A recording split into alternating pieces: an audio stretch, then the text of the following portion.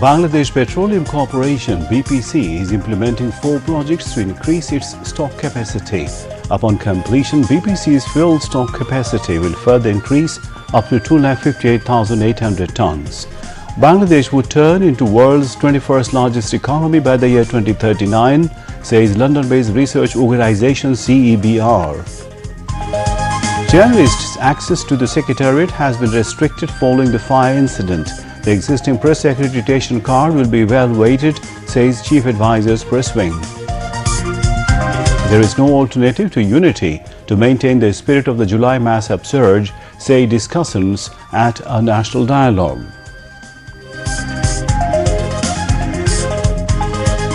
BNP Secretary General Mirza Fakhrul Islam Alamgir calls for holding election after completing necessary reforms quickly. After raid, the Israeli forces burned down the last Palestinian hospital in North Gaza.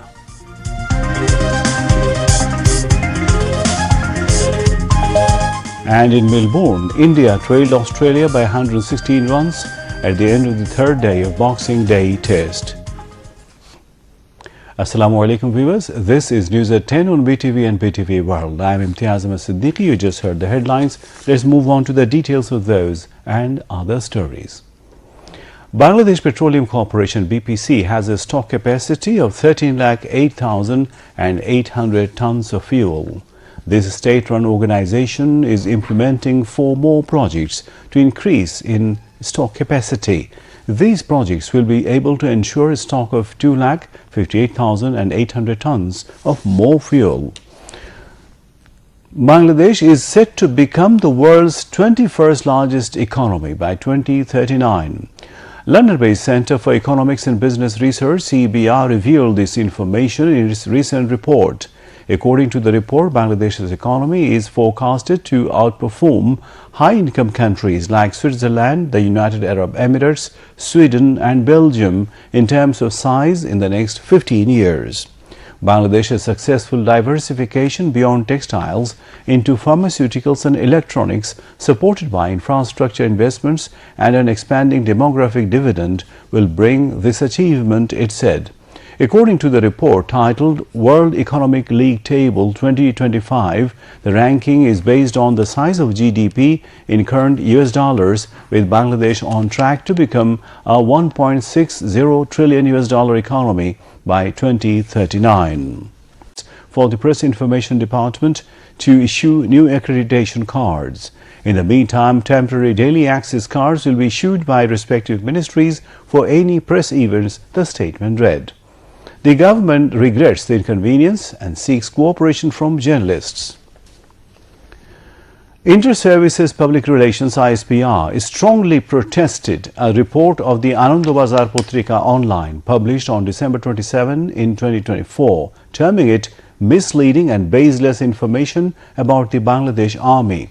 The report, published involving the Bangladesh Army, was blood of Bengali genocide in Urdi, the defeated Pak Army returning to Bangladesh after 53 years. The ISPR said Bangladesh Army adheres to the principles of professionalism, impartiality and international cooperation. As part of routine work, Bangladesh Army maintains friendly relations with the armed forces of various countries and conducts various cooperative programs, including students' view exchange and training, to enhance mutual understanding and skills, it added. Noting that there is no plan of any training team or delegation of Pakistan Army to impart training in any cantonment of Bangladesh, the ISPR said the claim is baseless and inconsistent with reality. It added, besides, Bangladesh Army procures required ammunitions from different countries based on its requirement. Ignorant remarks on sensitive issues of the defense are unwarranted, unsolicited and objectionable. Contrary to proper journalistic practice, the newspaper did not take any comment or explanation from the ISPR of Bangladesh before publishing the report, raising serious questions about its impartiality and credibility as well. The ISPR has requested all concerned to verify information from reliable sources before publishing any report and said The Bangladesh Army is committed to ensure the transparency and dissemination of accurate information. Most of those injured in the shootings by the police and supporters of the then fascist government in the July uprising have returned to normal life. However, many injured are still being treated at various hospitals. Several wounded have already been sent abroad for better treatment. 16-year-old Roman Dhali was seriously injured in police firing in the capital's Uttara during the student public movement. Since then, he is being treated at Savar Center for Rehabilitation of the Paralyzed (CRP) with 8 bullets in his body. His relatives think Roman Dhali should be sent abroad for better treatment. Not only Roman Dhali, like him, Leon, Muhibullah, Rian and 44 other students suffering from spinal cord injuries are undergoing treatment at the CRP. Can they ever return to normal life? Worries are seen in their eyes and faces. Physicians said that it will take a long time for these bulleted patients to return to normal life. Injured patients are being given free treatment by the government. July Shaheed Smriti Foundation is also cooperating their treatment. All the injured will recover quickly and return to their families and become self-reliant. Expect all. Expatriate Welfare and Overseas Employment Advisor Dr. Asif Nazrul has requested the expatriates to lodge complaints against the Bangladesh Embassy officials abroad for their misbehavior. He said this while distributing checks among the Bangladeshi workers who returned home after being released from jail in the United Arab Emirates during July and August. Dubbing the expatriates as assets as well as VIP of the country, Asif Nazrul said the government have tried to reduce their grievances. Some more such plans are underway. However, it will take time to implement those, he added. At the check distribution program, each of the 188 expatriates have got the checks of 50,000 taka. However, the expatriates who were left out of the list have been suggested to contact the ministry to be enlisted. Shipping Labour and Employment Advisor Brigadier General Retired Shakawat Hussain said that understanding among the political parties is important for reform. He informed that bicameral parliament system is the demand of the time. The advisor opined this while addressing the second day of the 2-day-long national dialogue on liability of reforms and election in the capital today. Forum for Bangladeshi Studies (FBS) organized the dialogue. Representatives from different political parties and civil society took part in the discussion. Taking part in the discussion, BNP Standing Committee member Nazrul Islam Khan said that there is no alternative to unity to maintain the spirit of July-August uprising. The discussants also called for necessary reforms during the interim government. Brigadier General Retired Shakawat Hussain said that there won't be any need for caretaker government if bicameral parliament system can be ensured. BNP Secretary General Mirza Fakhrul Islam Alamgir called for election as early as possible after necessary reforms. He made the call at a discussion at the Jatiyo Press Club today, organized by Jatiyo Ganotantrik Party, Jagapa. He said reform is an ongoing process.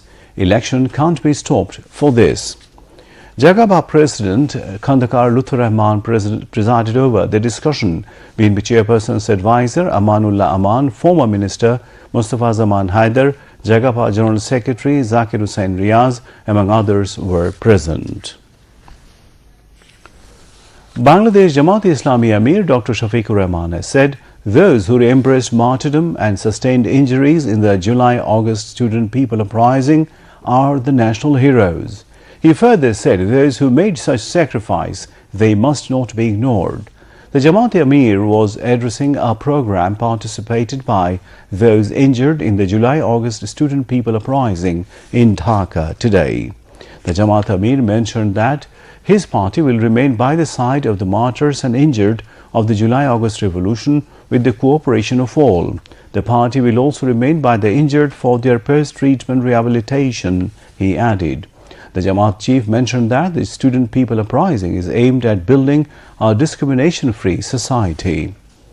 Everyone, including members of civil society and journalists, must come forward unitedly to build a discrimination and corruption-free country, he added.